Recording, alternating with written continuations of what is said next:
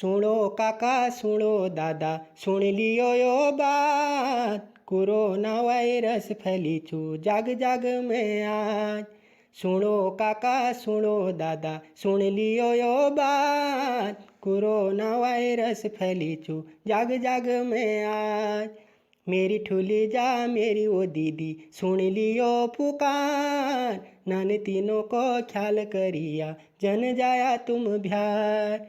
मेरी ठुली जा मेरी वो दीदी सुन लियो पुकार, नान तीनों को ख्याल करिया जन जाया तुम बिहार। दोस्तों, हम लेकर आए हैं आप लोगों के लिए कोविड पर चर्चा, जिसमें हम हर बृहस्पतिवार और रविवार आपके लिए 5 से 7 मिनट की चर्चा करेंगे, जिसमें आज का विषय है कोरोना से प्रभावित बच्चों की देखभाल। श्रोताओं नमस्कार, आप लोग सुन रहे हैं 90.4 मेगाहर्ट्ज में कुमाऊं वाणी सामुदायिक रेडियो अपन रेडियो अपन बात, और मैं हूं आपका जाना पहचाना रेडियो साथी नारायण मेहता। कोरोना महामारी को ध्यान में रखते हुए समुदाय के हित एवं सुरक्षा के लिए यह कार्यक्रम प्रसारित किया जा रहा है। कोरोना संक्रमण पूरी दुनिया में कहर बरपा रहा है। महामारी रोकने के लिए कई देशों सहित भारत में लॉकडाउन लगाया गया। लॉकडाउन की वजह से आर्थिक गतिविधियां कम हुई और रोजी रोजगार पर इसका असर पड़ा। कोरोना महामारी से उपजे संकट का असर बच्चों पर पड़ता दिख रहा है। संयुक्त राष्ट्र की संस्था यूनिसेफ यानी united nation international children's emergency fund की स्टडी से पता चला है कि आर्थिक संकट से बच्चे खासे प्रभावित हो सकते हैं। गरीब बच्चों की तादाद बढ़ सकती है। उनके साथ हिंसा, शोषण और दुरुपयोग का खतरा बढ़ सकता है। भारत में पहले से ही 5 में से 1 बच्चा कुपोषित है। कोरोना ने इस संकट को और बढ़ा दिया है। श्रोताओं, देश में लाखों की संख्या में आंगनवाड़ी हैं। बच्चों को कुपोषण से बचाने की उनकी जिम्मेदारी है। आंगनवाड़ी के कर्मचारियों की ड्यूटी कोरोना संक्रमण की जांच में लगाने से पूरा सिस्टम प्रभावित हुआ है।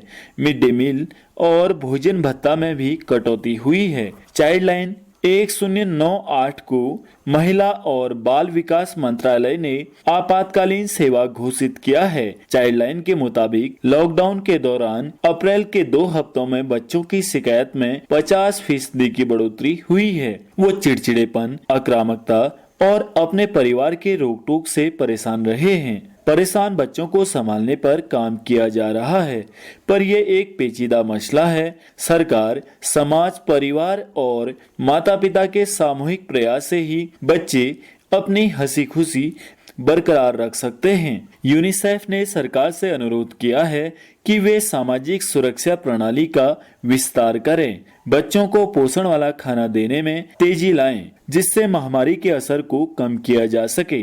जानकारों का कहना है कि संक्रमण के दौरान बच्चों के मन को समझने की जरूरत है। ज्यादा चिड़चिड़ापन जीवन के खतरनाक संकेत हो सकते हैं। हमें मिलजुल कर उन्हें संकट से निकालना है। श्रोताओं, अभी स्कूल बंद हैं। कई बच्चे फोन के सहारे अपने शिक्षकों से जुड़े हैं। ऐसे में शिक्षकों की जिम्मेदारी बढ़ जाती है। उन्हें बच्चों को समझाना चाहिए कि वो किसी की फालतू बातों में न आए। शिक्षक बच्चों के माता पिता से भी बात कर सकते हैं। सरकार और स्कूलों के माध्यम से ऑनलाइन पढ़ाई जारी है। ई पाठशाला, स्वयं प्रभा, निष्ठा, दीक्षा ऐप आदि के माध्यम से बच्चों को पढ़ाया जा रहा है। बच्चों की पढ़ाई लिखाई और मानसिक सेहत बनाए रखने में कम्युनिटी रेडियो खास भूमिका निभा सकते हैं। समुदाय के संपर्क में बने रहने की वजह से उन्हें बच्चों की समस्याओं की खास समझ है। स्थानीय बोली भाषा में कम्युनिटी रेडियो बच्चों की पढ़ाई लिखाई और उनकी मानसिक सेहत की देखरेख कर सकते हैं। बच्चों की शिक्षा, सेहत और सुरक्षा को ध्यान में रखते हुए यूनिसेफ ने उनके मन को बेहतर ढंग से समझने पर जोर दिया है। यूनिसेफ ने अभिभावकों की मदद करने के लिए कुछ टिप्स बताए हैं।